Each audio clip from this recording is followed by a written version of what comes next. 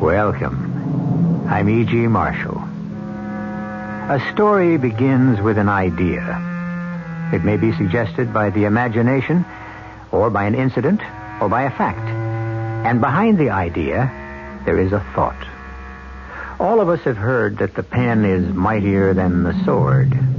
A piece of writing can change the course of history by sending men into battle.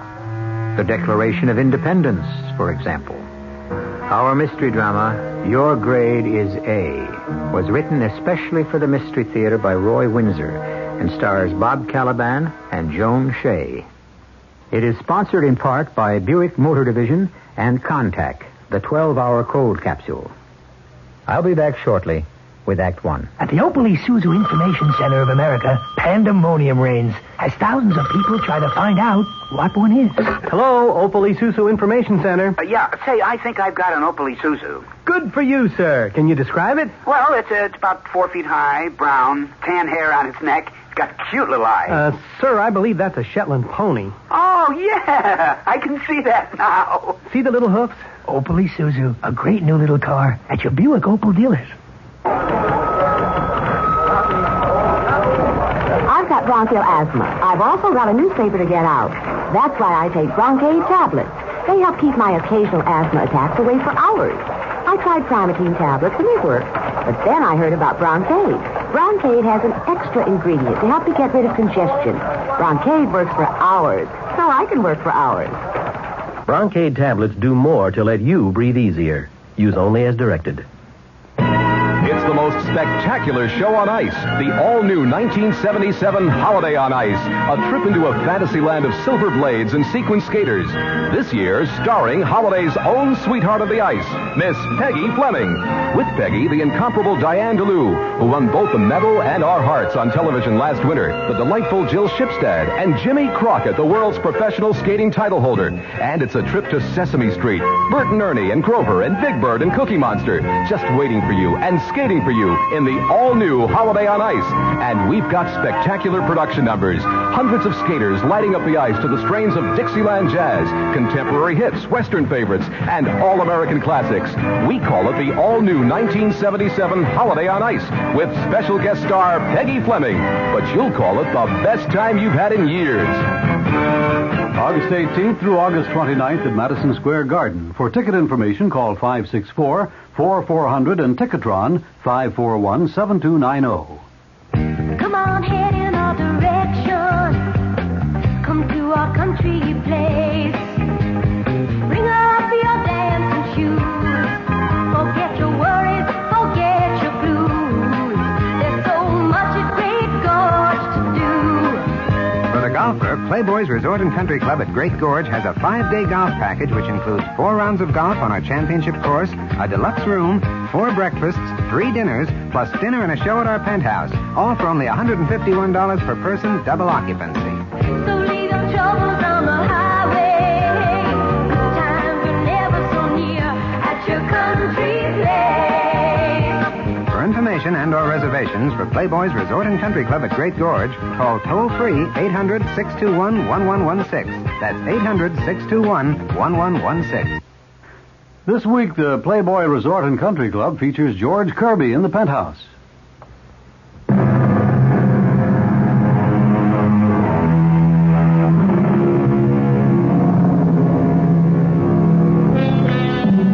There are many good correspondence schools with conscientious instructors to match. The student completes assignments and mails them in for criticism and encouragement. Silas Butler, who is 48, is one of many students whose writing efforts are carefully scrutinized by a young instructor named George Monroe. He does not know Butler personally, so the news of Mrs. Butler's death is to him only odd. But to her close friend, Judith Palmer, it is tragic and bitter. Well, Kent? Now, don't take that tone, dear. You'll have to pay Silas your respects. He's dazed by her death. Well, he won't be for long. That's unkind. Now, Silas knows how you feel about him. Let bygones be bygones. He's lost his wife. He lost her a long time ago. I refuse to believe she took her own life. Oh, she had reason to wish to be dead, but Molly never would have done a thing like that, locking herself in the garage and starting up the car. All right, if it makes you feel any better, say it was an accident. Now, it's 11 o'clock. I must get to work. What did you and Silas talk about from 8 until now? Not very much. I tried to console him, but, well, there isn't much to say in the face of a death. Oh, poor Molly. Oh, it's so unreal. Believe me, it is to him, too, and to me. If the two of you hadn't been so buried in that chess Oh, no, game... no. Our game had nothing to do with what happened. Except to leave Molly with an empty evening. Where was she going, Kent? Did she say? No. Silas and I were in the library. From the door, she said she was going for a ride, and she said good night to both of us. When was that? Oh, it's about 8 or so. At 9:30, Silas walked me to the driveway, and he noticed that his garage door was closed. It's a detached garage, as you know, 100 feet down the driveway. He seemed concerned. He asked me to walk with him to the garage. And you found Molly on the cement floor? Yes, after Cy shut off the car engine and we let the carbon monoxide escape. Oh. It was a thick haze. And then we went in and dragged Molly into the fresh air. If you dragged her out right away... It wouldn't have done any good. Carbon monoxide can poison a person in less than 2 minutes. If the person who's trapped can't break a window or open a door in 6 or 7 minutes, he or she is dead. You know that for a fact? Yes. I checked my medical dictionary late last night. As Silas's attorney, I had to inform myself on the subject. Molly was smart enough to know about carbon monoxide.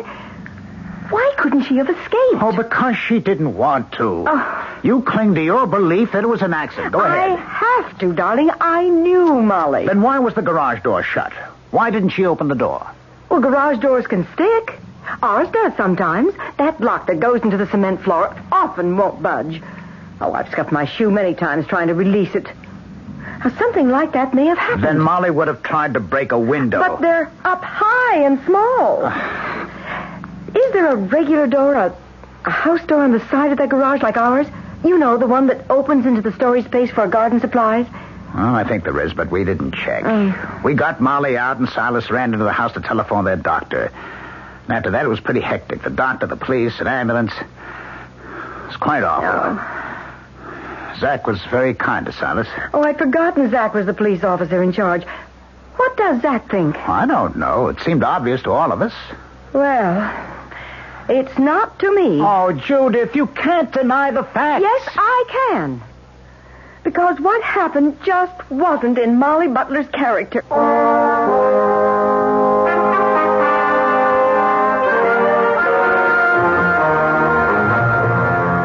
Please come in, Mrs. Palmer? Yes, Mrs. Kent Palmer. Yes, let me close the door. It can be noisy around here. Yes. Please sit down. Thank you. I'll come right to the point, Mr. Monroe. Silas Butler is a student of this correspondence school. Yes, he is, but... Well, I don't expect that you'd know him personally. Well, that's what I was going to say. The instructors never have a personal relationship with a student. Well, Molly Butler was my best friend. Oh.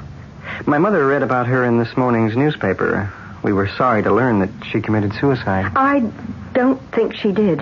Oh? And that's why I wanted a confidential talk with you. Well, I don't know Mr. Butler. I know he was married. That's on his biography, but that's all I know. But how does our school... I really have no idea what you're driving at. I visited Mr. Butler late this morning to pay my respects. He asked me to go through his wife's personal things, clothes and so on, and to dispose of them as I saw fit. Yes? Well, among Molly Butler's effects was a diary. I glanced through it. Wasn't Mr. Butler writing a murder mystery story as one of his assignments? I'd have to check over my file of critiques. May I ask why you're interested in Mr. Butler as a writer? Well, I know that he was working on a murder mystery story. Molly Butler refers to it in her diary. For heaven's sakes. Why? Because the characters in the story and the story outline are taken straight from life. Well, that's true of much of what is written. We encourage students to write about what they know from real experience. I understand that, and it makes sense. Well, then? Molly had read her husband's story. It wasn't completed, and that's what had her frightened. I really don't follow you, Mrs. Palmer. Well, Mr. Butler's story about an ordinary, ambitious young man who marries a socially prominent girl. They have a son. The couple is happy together, and the mother thinks that the sun rises and sets on her son. And then he's killed. and that poisons the marriage. How did you know? Well, I assume that it did. After all, I am an instructor in writing.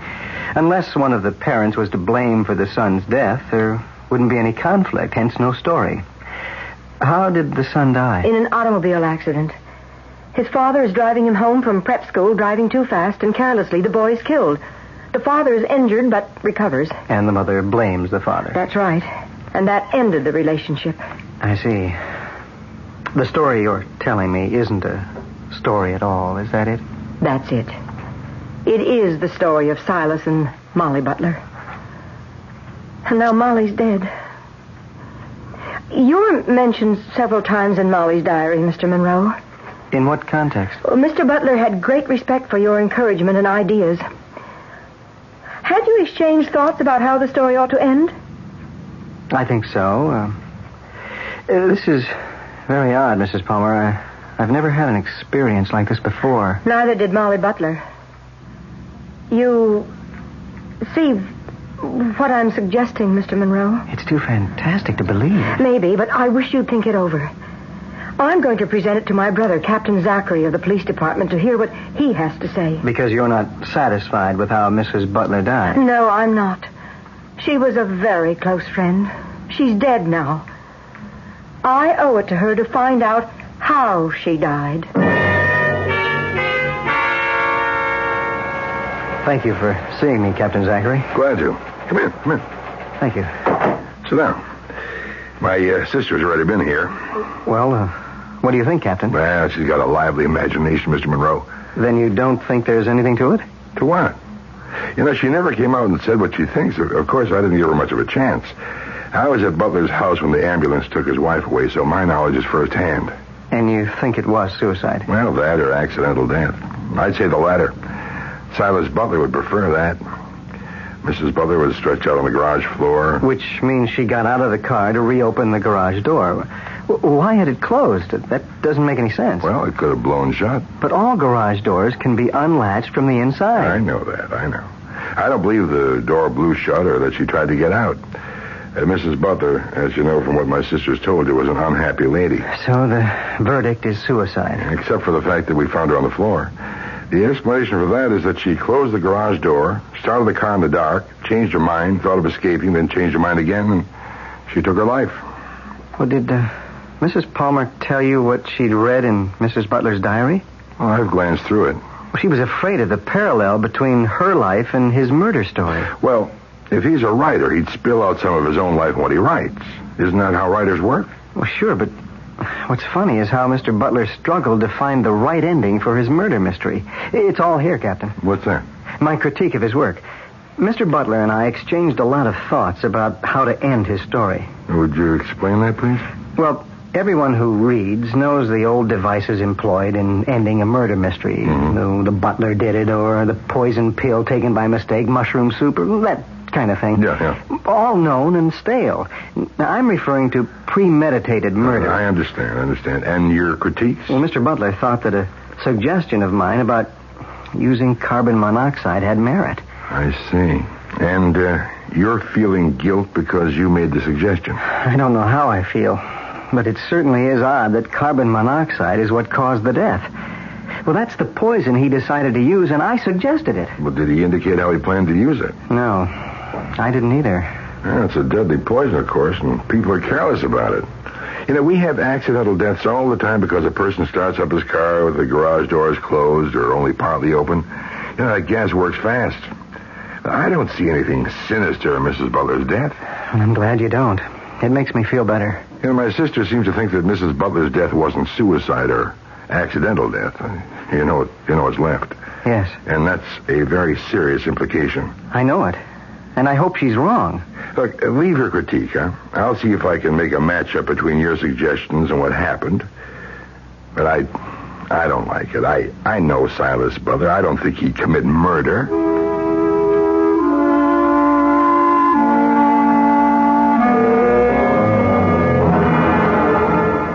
Good heavens, George. You seriously think that Mr. Butler used you to help him plan the murder? Well, I know it sounds weird. Oh, it's unbelievable. He'd have to be mad. We don't know what really happened, but Captain Zachary is going to investigate again. Well, what's there to investigate? Well, little details. Such as what? Oh, I don't know. For instance, why was the garage door closed? Well, because the poor woman trapped herself and was dead before she could get it open. But that doesn't make sense. A person doesn't go into a garage to get a car and close the garage door before the car is backed out. Well, not unless the person wants to take his own life. And it's obvious. That's why the report was suicide. But Mrs. Butler was found on the garage floor. Well, you're just looking to make a mystery out of a simple tragedy, George. Yeah, maybe. Of course you are. Mrs. Butler went into the garage, purposely closed the garage door, and started up her car. How else could the garage door have been closed? Oh, will you and Mrs. Palmer next imagine that someone waved a magic wand and closed it?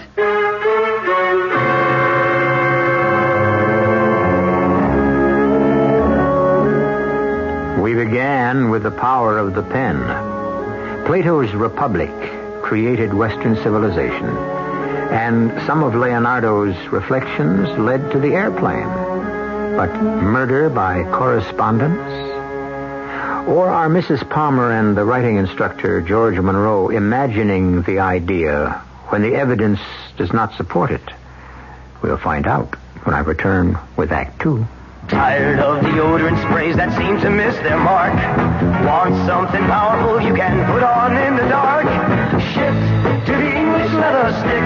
The stick shift is on. English leather's got the stick that'll always protect you. With the English leather scent, they'll never forget you. Shift to the English leather stick. The stick shift is on. There are 3 good reasons to shift from an expensive deodorant spray to English leather deodorant stick. 1, English leather goes right where you want it, so there's no waste. 2, it's concentrated to give powerful protection. But the best reason of all is right under your nose. The famous fresh, clean scent of English leather. English leather's got the stick that'll always protect you. With the English leather scent, they'll never forget you. Shift to the English leather stick. The stick shift is on. Look for the English leather deodorant stick at your favorite toiletries counter. Even these days, there are ways to save money. Interested? Well, one way is to keep your car well tuned with AC firing spark plugs, because AC spark plugs not only help improve your car's performance, they could also help save gasoline.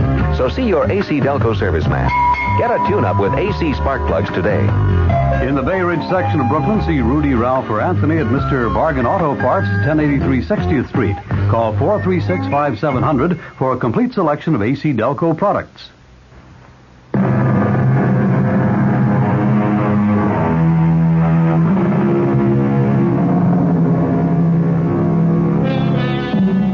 Mr. Longfellow said once that what a writer asks of his reader is not so much to like as to listen. That applies here. Silas Butler wanted his correspondence school instructor, George Monroe, to listen to his ideas for a murder mystery story. George did, and supplied him with a device, the use of carbon monoxide as the poison. Then Mrs. Butler died from carbon monoxide poisoning. But her best friend, Judith Palmer, is not content with the explanation of suicide or accidental death. It is the evening of the day after the tragedy. Judith, my dear, I know Silas Butler. He's both a client and a friend, and I can't conceive of him or anyone writing a story of premeditated murder and then acting on it in life. All right, what does the writing instructor say? Well, he's puzzled because it was he who suggested carbon monoxide. I see. Then if he's a writing expert, have him figure out how it was done. I don't think he can, because the police are satisfied that Molly's death was, well, because you prefer it, an accident. Why do you say I prefer it, Ken? You said so before. You can't imagine Molly taking her own life. Well, I can. She hasn't been a happy person since her son was killed. By his father? Oh, Judith, dear, please, don't say such a thing. Silas was speeding, and he and the boy had a serious accident. It does happen, you know. Silas loved his son. And you simply must not say that he killed him. That's unfair. Well, perhaps. But you know what their lives have been like since it happened. He was very depressed when I saw him around noon. Yeah. Well, I told him I'd stop by later this evening to discuss the funeral and other details. Oh, Kent, what will happen to him now? I'll find out. He's all alone. Yes, all alone. No accusing eye on him. Molly always looked at him that way. Silas Butler is not a criminal. Molly thought he was. Once.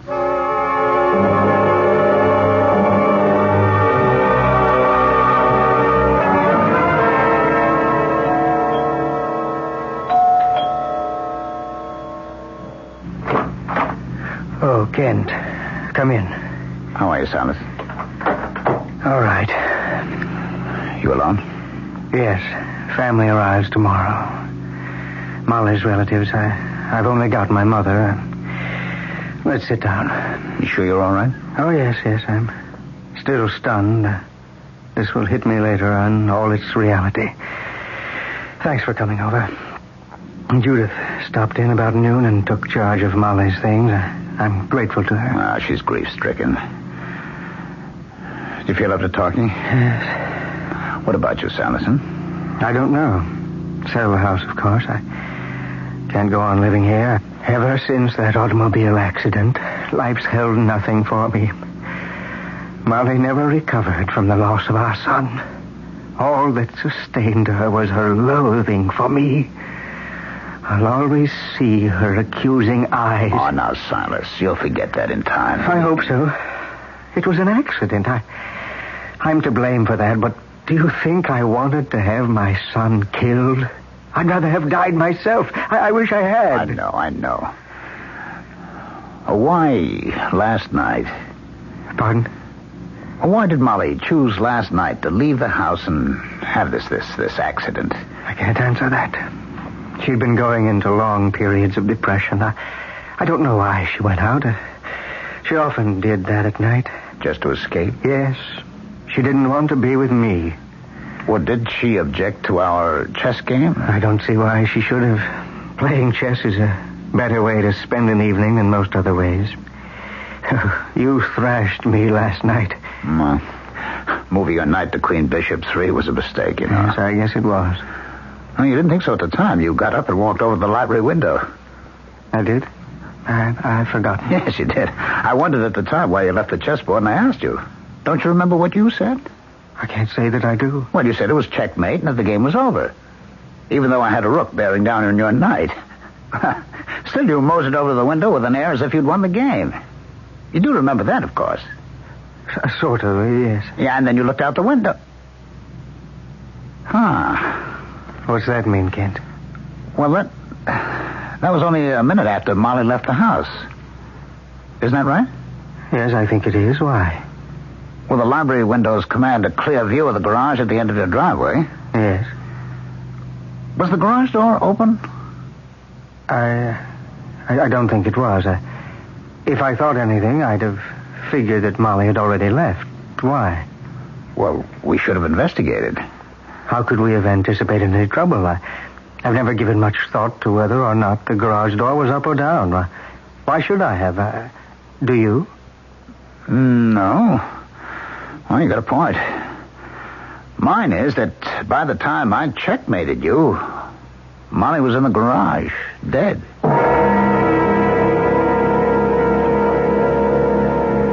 That means, Kent, you've got your doubts, too. It means no such thing, Judith. I just tried to reconstruct the scene, that's all. All right. Silas got up from a chess game he was about to lose and walked over to the window. Now, that doesn't make sense. That's not the way chess players behave, is it? Of course it isn't. Si went to that window in order to get a view of the garage. Now, darling, is there anything else you remember? No. Your imagination is beginning to run away again, Judith. I suggest that we leave any further investigation to Zach and his police department, huh? Well, I hope we've aroused his suspicions. We? You and who else? George Monroe. Zach telephoned me while you were out. Mr. Monroe called on him and gave him the critiques of Silas's writing. Zach thought they were interesting. He thought Silas had written a pretty good mystery story. Well? And Mr. Monroe thought that Molly's death ought to be reinvestigated. Oh, no. Molly hasn't even been buried, and you and Monroe want to subject Si to more suffering? I don't like that at all. I really don't. I didn't visit Cy tonight with doubts in my mind. Well, you asked him why he went to the window. No, I only mentioned that he had gotten up from the chess game and gone to the window, that's all. Why? That was odd, wasn't it? I wouldn't say that. Cy is a harried man. Chess gets his mind off his unhappiness. I simply wondered why it was last night of all nights that Molly chose to have an accident. Well, maybe Cy had just figured out how to commit the murder in his story. I doubt that he would have shared such an idea with his wife. Well, you never know. You want to read Molly's diary. I'm not going to. And frankly, I've had enough of this. You and Zach pursue it. I'm really tired of it. So if you'll excuse me, I think I'll turn in. All right.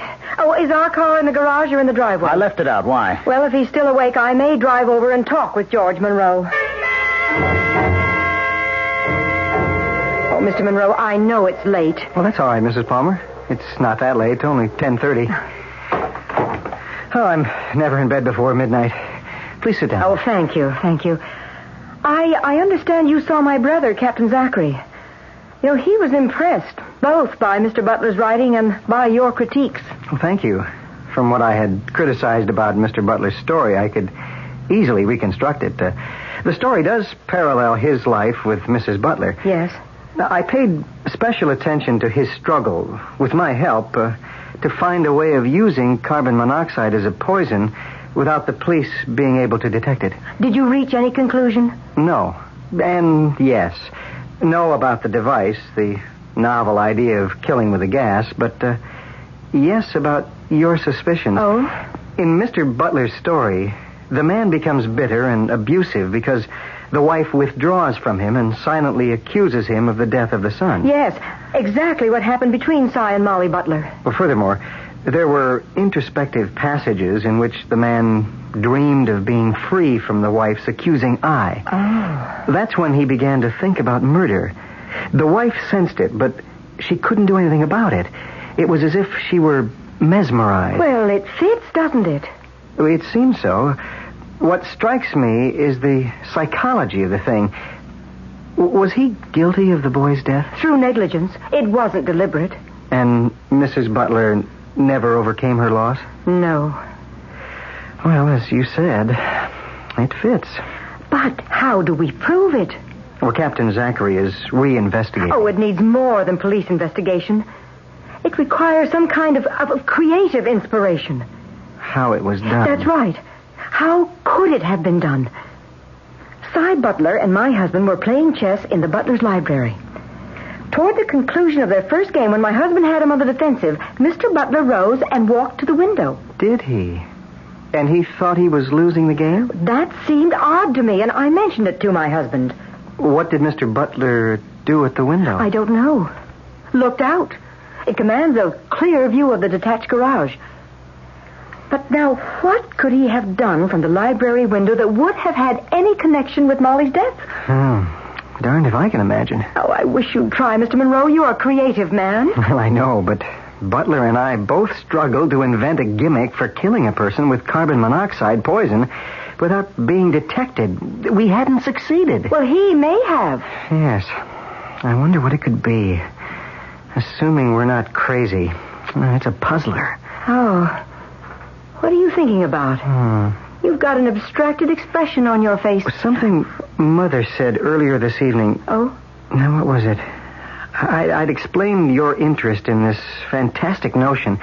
Mother agreed that if Mrs. Butler didn't commit suicide, then her death must have been accidental because she couldn't get out of the garage. Yes, go on. But the idea of murder was nonsense.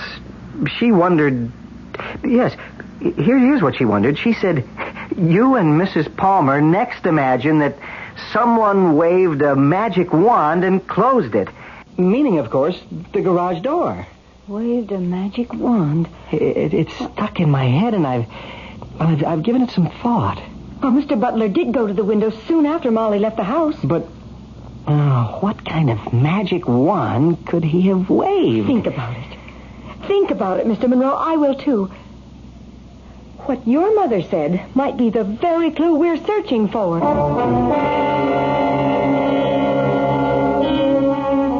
Judith Palmer has known Silas Butler for many years, and she knows him as a rather insolent man. We don't know that. With his friend, Kent Palmer, he seemed to be like any man suffering from a grievous loss. But according to what he has written and from what we have learned from his wife's diary, Mr. Butler might be capable of committing a major crime. How is the question? I'll return shortly with Act 3. The following is a test. Please answer all questions truthfully. Question 1. Which of these do you like most? Rowboat, dentist, Opal Isuzu? Question 2. If you and 3 friends wanted to take a nice trip, would you take turns carrying each other, take turns throwing each other, or buy an Opal Isuzu? Question 3. Given a choice, would you attend a lecture on good posture, hurt your foot, or buy an Opal Isuzu? If you answered Opal Isuzu to all 3, see your Buick Opal dealer and take a test drive. Otherwise, see someone else. Of all times to get hemorrhoids, why? Pregnancy is a major cause. What helps? Well, since you're expecting, ask your doctor before using any medications. My sister used Preparation H. For many women, Preparation H relieves occasional pain and itch for hours. Sounds good. Preparation H does more. Actually helps shrink swelling of hemorrhoidal tissue caused by inflammation. Even better. Preparation H helps shrink swelling of hemorrhoidal tissues. Use only as directed. That AMCO is big. The world's biggest transmission specialist. With over 525 service centers in the US of A and Canada. So no matter where you go, from New York to LA, from Ontario to Texas, AMCO's got you covered. Nobody else is that big. Nobody. So if you have trouble with your car's transmission, you can usually get one-day service from AMCO Transmissions. AA MCO. Jets fans, this is Dave Herman. Tickets are on sale for the New York Jets-Washington Redskins game at the new Yankee Stadium. They are on a first-come, first-served basis. You can order them by mail, but do it now by writing the Jets ticket office at 598 Madison Avenue, New York, zip 10022. Or you can go to the ticket office and pick them up in person. They are also available at all Ticketron outlets. And if you're going out to the stadium for the game, take WR Radio along and double your fun.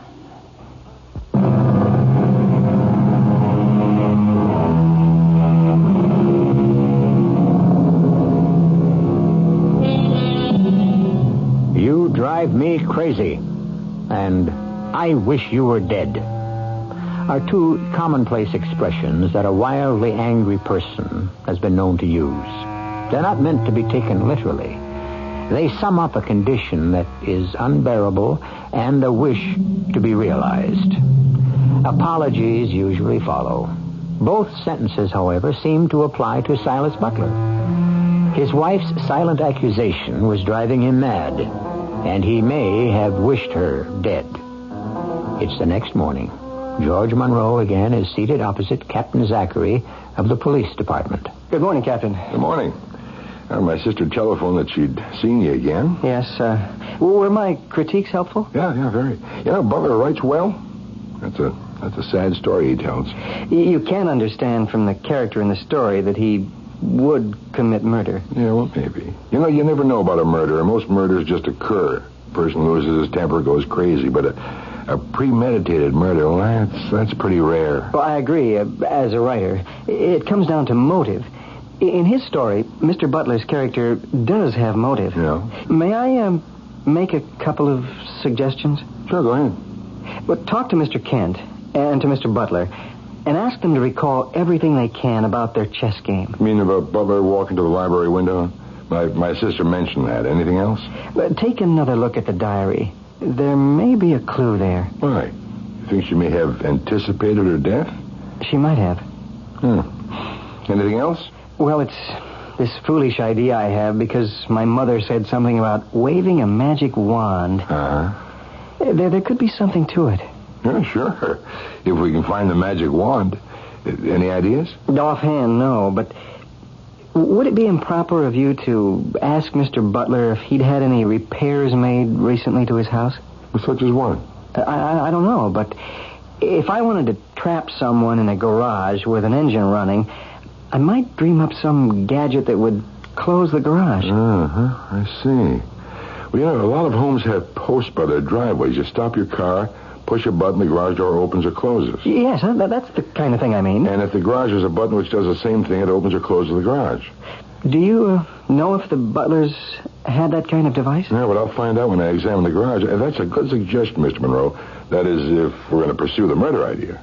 Well, don't you see any validity to it? It's possible, but don't be disappointed if our original verdict holds. Mrs. Butler killed herself, or she died accidentally.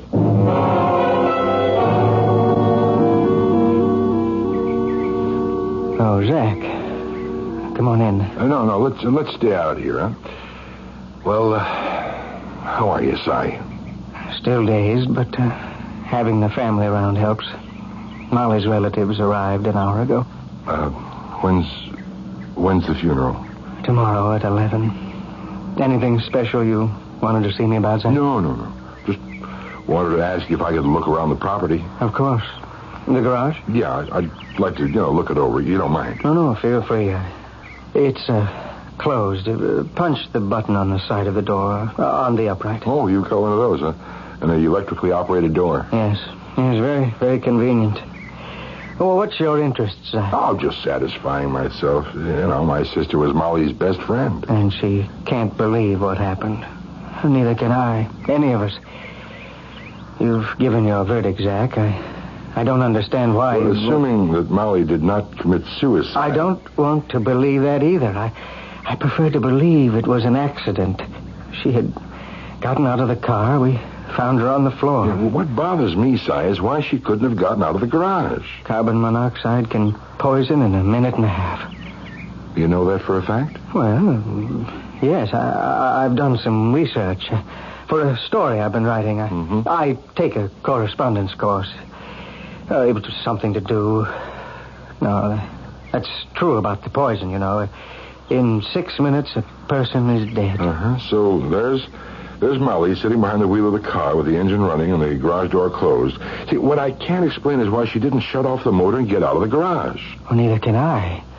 But what's even more strange is why she was at the wheel and the garage door was closed. Yeah, that is mighty strange. Could the garage door have come down by itself? I don't know. I suppose so. You know these gadgets. Sometimes they work, sometimes they don't. Yeah. Is there a switch inside the garage for raising or lowering the doors?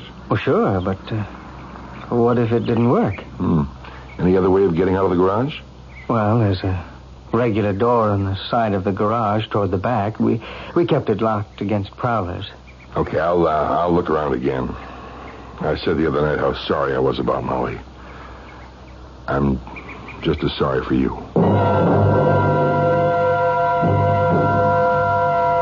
But why in the world do you want to know the name of the butler's carpenter? Or electrician, Judy. Either one.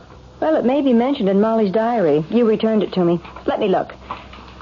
Zach, you're being very mysterious. Well, you want me to reinvestigate the death? Well, this is part of it. The garage is electrically controlled. Of course, now I remember. It was modernized about 2 months ago. But what does that have to...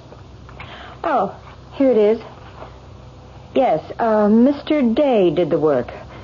Molly writes here that he installed an overhead door and... Yes, it works by electricity. Push a button and it operates. And there's another switch on a post at the entrance to the driveway. Or there was. They had it removed. Yes, it was an attractive nuisance. Children used to punch the button just for fun. The door was always going up and down. Mr. Day was the carpenter. Why, Zach? What's so intriguing about the butler's garage door? Well, there's another way to open an electrically operated garage door. You don't have to punch a button. Oh? You can use a hand switch. Like that gadget for switching TV channels? I didn't know that. Butler left the chess table and walked over to the window. Yes? Which commanded a view of the garage. Yes. Where he could have seen Molly enter the garage. Don't jump to conclusions, Judy. I think we've got it, but I want to be sure. Now, when Silas returned to the chess table, did he have anything in his hand? Kent didn't say. Oh, you mean he was carrying one of those remote control gadgets? Exactly. I better talk with Kent. I'll telephone. No. Face to face. Silas is his friend, and this is a touchy subject. Silas and Monroe are trying to figure out how to commit murder with carbon monoxide. I think Silas came up with the answer.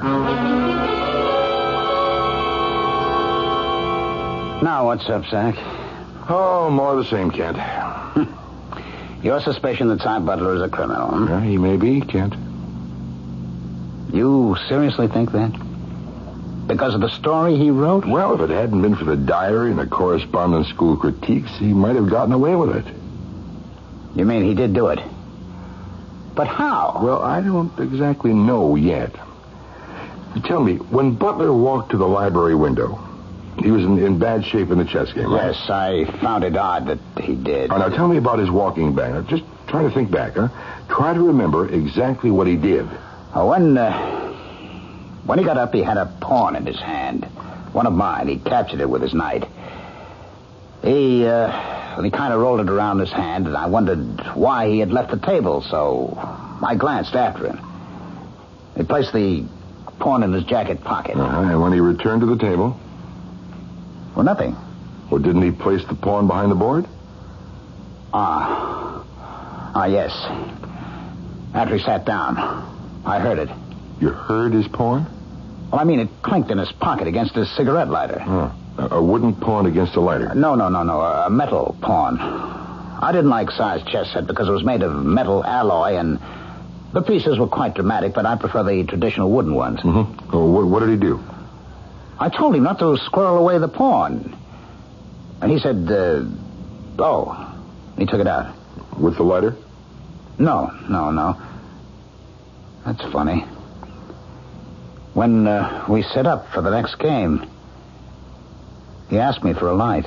Oh, then what he had in his pocket wasn't his lighter. Well, come to think of it, no. That is funny. But I remember the clinking sound. I think the carpenter or the electrician can tell me what it was he had in his pocket. I may need you later in the day, Kent. All right. You've given me a bad turn, Zach. Uh-huh. It's nothing compared to the one Silas gave Molly. Now, what's this urgent business all about, Zach? Hello, Kent. Judith. Hello, Si. Close the door, would you, Kent?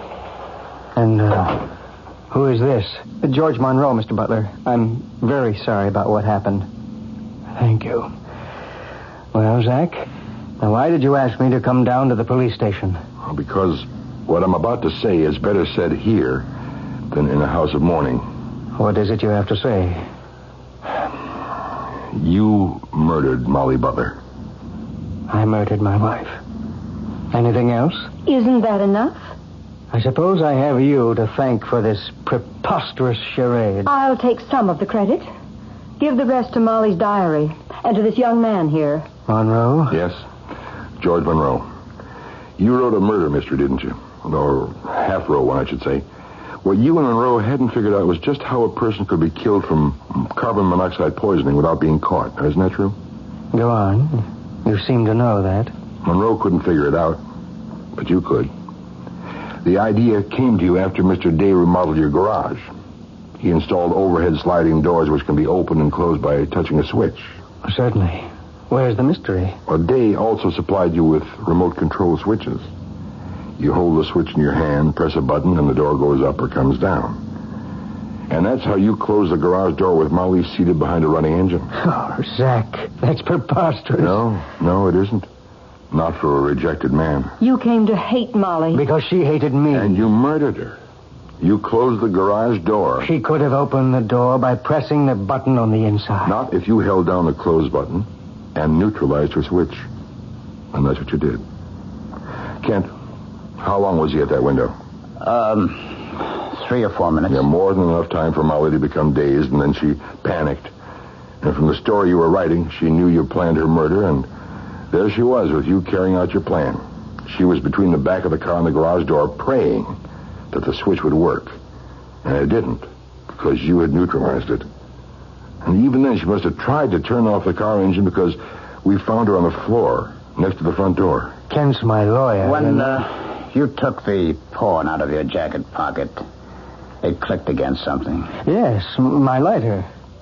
Then why didn't you use it to light your cigarette instead of borrowing a match from me? Because you didn't have your lighter, Si. That pawn clicked against your remote control gadget. And let's not overlook the garage side door. You had locked it. And don't repeat that the door was never used. It was used all the time because it opened in on Molly's garden supplies. Anything more? Molly didn't have the remote control switch with her. Had you told her it had been mislaid? You can't prove... Oh, yes, I can. Yes, I can, Si. Your own story. Your talks with Mr. Day about the use of the hand remote switch. And Molly's diary. We'll find both switches, and I imagine the key to the regular door. Si, you're under arrest for premeditated murder.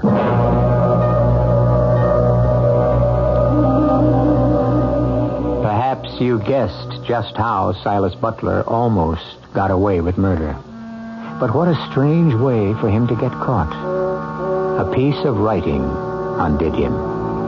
That and Mrs. Palmer's evaluation of the characters of Silas and his wife. And although Butler, in his way, was a tragic figure, murder is an intolerable offense. Confronted with the evidence against him, he made a full confession. I shall be back shortly. If you're thinking of buying a home, but the cost keeps you thinking, you may find the current Family Circle magazine of considerable interest. It features a comfortable 3-bedroom house, which includes living room, family room, 2 baths, utility room, wall and floor covering, even drapes. And the price? Well, it ranges from $22,000 to $25,000, depending on where it's to be put up. The reason it's so reasonable is that it's built in a factory. Family Circle lists 50 locations across the country where this very attractive home can be inspected. Now, for those in need of a bit of body rebuilding, the issue offers Jack LaLanne's 9 best spot exercises. There's the fencer's lunge to firm thighs and hips, the chair push-up for arms, shoulders, and chest. A simple 20-minute per day program to keep us in shape. The September Family Circle, with that golden harvest casserole on the cover, is now at your supermarket checkout counter. This is Jack Sterling for Family Circle, the world's largest selling woman's magazine. Give your hand to a friend. Give your heart to your love. But give your heart to contact. Here in my hand is a little capsule. It's tiny, yet it contains enough cold medicine to help relieve cold symptoms caused by every known virus. Every known virus. It's Contact. The same 12-hour Contact you can buy. This year, Contact with its tiny time pills will touch more lives, help more colds than any other cold medicine, tablet or liquid. Think about that next time you're sick, sneezing, dripping, all clogged up. Then let us help you with real medicine, like Contact. We're number 1 in the whole world, for good reason. Give your hand to a friend. Give your heart to your love. But give your heart to contact. It works all day, all night. Take over as directed.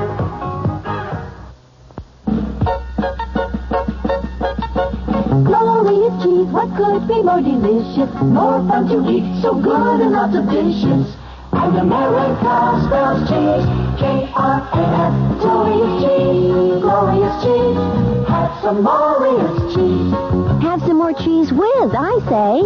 Have regular Cheese Whiz or pimento or garlic onion or jalapeno pepper or nut sweet Swiss flavor. There are 5 of the handiest cooking helps you can buy. And with the 8-page Cheese Whiz idea book, you can cook up all kinds of things. From vegetables au gratin to hearty casseroles. Look for the idea book where Cheese Whiz is sold.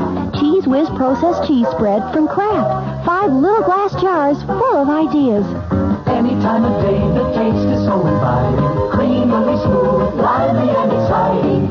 And America spells cheese, K-R-A-F-T, Kraft.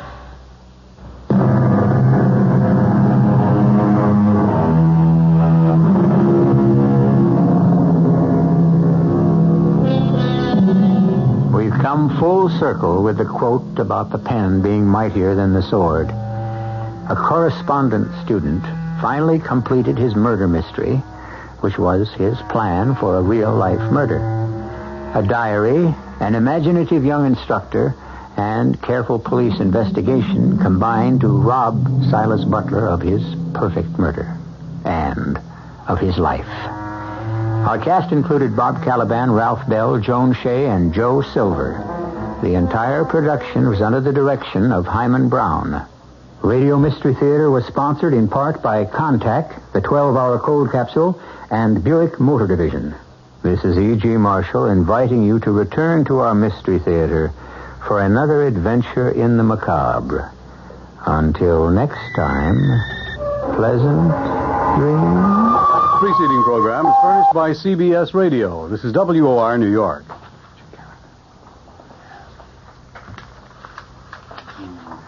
President Ford said to be getting closer to a first ballot nomination. Illinois delegate claims to have been offered a $2,500 bribe to vote against the president. And Senator James Buckley withdraws as a candidate. It's 70 degrees in clear mid-Manhattan. The man says it'll be clear and cool tonight with a low in the mid-50s. This is John Scott with the 8 o'clock edition of the news. President Ford is inching closer to victory at the opening of the GOP National Convention in his hot battle with Ronald Reagan for the presidential nomination. And an Illinois delegate says she was offered a $2,500 bribe to vote against the president on a pivotal rules proposal strongly backed by Governor Reagan and for which his strategists have been seeking maximum support. With only 48 hours left before the GOP chooses its presidential candidate, Mr. Ford began picking up scattered support as he and former Governor Reagan stalked the elusive few votes needed to clinch the nomination. Marie Goodloe, a widow from Chicago, said she'd been offered a $2,500 bribe to vote for a rules change which would force the president to reveal his running mate before the nomination ballot begins.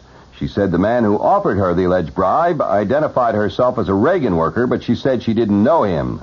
Former Illinois Governor Robert Ogilvie, the head of Mr. Ford's Illinois campaign, said a second delegate was also offered a bribe but would not disclose his name. He was identified by others as Eddie Mac Jones of Chicago. He could not be reached for comment. John Sears, Reagan's campaign manager, said through a spokesman that the charge was absurd, that there is no truth to it. Mrs. Goodloe, who is a Ford delegate, said the alleged bribe offer kind of made me angry. I wouldn't sell my president out. Vice President Rockefeller is urging delegates to nominate a presidential candidate with broad appeal. In remarks prepared for delivery later tonight, Rockefeller says the party has been successful in electing a president when it avoided candidates who appealed to a narrow few. The convention will also hear tonight from Senator Barry Goldwater, the GOP presidential nominee in 1964, and the keynote address is to be delivered by Senator Howard Baker of Tennessee, among those the president is reported considering as a potential running mate. The man who's challenging James Buckley for the Republican senatorial nomination in New York says Buckley's brief flirtation with presidential politics will hurt his re-election chances, and Representative Peter Pizer says a move by some delegates to place Buckley's name in nomination at Kansas City represented an attempt by the ultra-right wing of the GOP to take over the party. Buckley said today he is not in the race for the nomination either for the number 1 or the number 2 post. Israeli state radio reports that Israeli patrol boats are blockading the Lebanese coast and stopping boats carrying weapons to Muslim forces. The broadcast says a few boats have been boarded in the past week and their cargoes of arms confiscated. The Israeli military has declined comment on the report. Earlier, Lebanese President Suleiman Frangieh declared his Christian forces will continue fighting until Palestinian guerrillas return to their refugee camps. Frangieh spoke on a Christian radio station amid reports of fighting around 2 mountain towns east of Beirut currently occupied by the Palestinians. A Christian broadcast claims a decisive battle is underway, but Palestinian leaders say there's only been routine shelling in the area. 3 major earthquakes have shaken Asia in 2 hours. The latest was in Indonesia, where the Seismological Institute in Uppsala, Sweden, says tremors measuring 8 1/10 on the Richter scale struck in the Moluccas, an island group in eastern Indonesia. Earlier, quakes were reported in central China and the Philippines. So far, there's been no report of damage or casualties from any of the 3 quakes. The WOR News Time, it's 4 minutes after 8. Beginning next summer, all new homes in New York State will have to meet new insulation standards before getting hooked up for electric service. The energy conservation regulations were adopted by the State Public Service Commission, which regulates the state's utilities and sets much of the state's energy policy. The new insulation standards are expressed in terms of the amount of heat lost per square foot of wall space. They apply to all dwellings regardless of the type of fuel used for heating. The standards are similar to those already adopted for homes heated by natural gas. Meanwhile, Con Edison has announced a program approved by the Public Service Commission which will allow the utility to advance up to $800 in loans to homeowners who wish to insulate their houses. The PSC says this makes very good sense in view of the energy shortage. A prisoner who escaped from Albany Medical Center Hospital today and later holed up in a house with a hostage surrendered himself 3 hours later without incident. The prisoner has been identified by authorities as 22-year-old Harry Wilson of New York City, who is serving a murder sentence at Great Meadow Correctional Facility in Comstock in Washington County, New York, when he was brought to the hospital about 3 weeks ago for treatment. Authorities said he made his escape from a shower while a guard was otherwise occupied. Another male hostage, who earlier had escaped from Wilson, identified only as Richard Coons, said the man had been armed with a knife. An unidentified woman also left the house, witnesses said. Wilson appeared from time to time at a window with a knife in hand as police surrounded the house. Karen N. Quinlan's father says that after deciding to disconnect the machine which he believed was artificially keeping his daughter alive, the hardest part of the ordeal was the court fight to make the decision stick. The case of the 22-year-old Landing, New Jersey girl, who doctors said would never regain consciousness, resulted in a landmark state court decision defining the conditions when a person may be allowed to die. The ordeal of Karen's parents during the months of court wrangling while their daughter lay helpless in a hospital bed is recounted in the current issue of McCall's magazine. Now I'll have the weather and the top of the news coming up in just a moment. You've been listening to the OTR Gold Network. Find more classic radio at otrgold.com.